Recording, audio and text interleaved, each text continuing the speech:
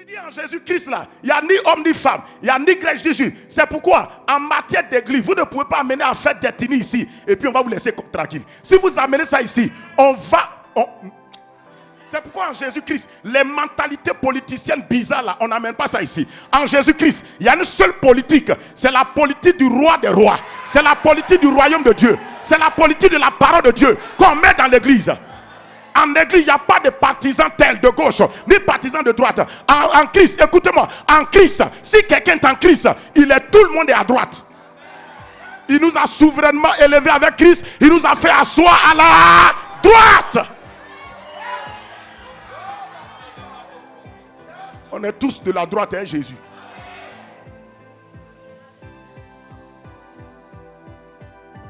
Quand tu n'as pas cette certitude en toi, un politicien va te manipuler. Vous apprêtez, hein? Manipuler comme ça, cadeau. Qu'est-ce qui a fait que les Daniel, Shadrach, Meshach, Abednego, Nebuchadnezzar, Darius, aucun roi ne pouvait les manipuler. Et qu'un chrétien n'a pas son dit, c'est à cause qu'on dit, un chrétien ne peut pas faire politique. Un chrétien peut faire politique. Et il doit faire politique si Dieu l'appelle à faire. Il doit faire. Arrêtez ces idées, choses-là. Les Daniel étaient des enfants de Dieu politiciens. Mais ils ont agi comment? Ils ont amené les principes du royaume de Dieu dans les principes de leur politique nationale. C'est comme ça un enfant de Dieu.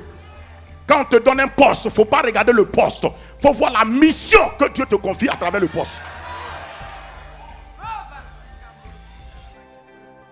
Je te dis ça. Parce que tu as envie d'être maire. Si tu arrives à être maire, hey! Tu dois faire les choses de ce quand le jour tu n'es pas maire. Le problème, ce n'est pas de durer d'un pouvoir. Le problème, c'est de marquer le temps de ton pouvoir.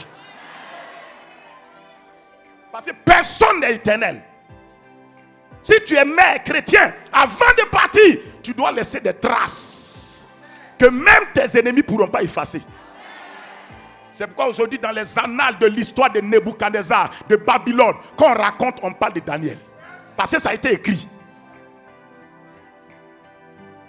C'est à cause de ça que Jésus a dit, vous êtes la lumière du monde. Vous êtes le sel de la terre. Quand tu manges quelque chose qui est bien assaisonné, tu ne peux pas oublier ce repas. C'est ce qui fait que tu retournes dans le même restaurant. Tu retournes dans le même maquis. Parce que ce que tu as mangé là, c'est resté en toi. Quand tu as envie de manger, tu dis, j'ai mangé d'un restaurant là. Ça veut dire que ça a laissé des traces et des marques en toi.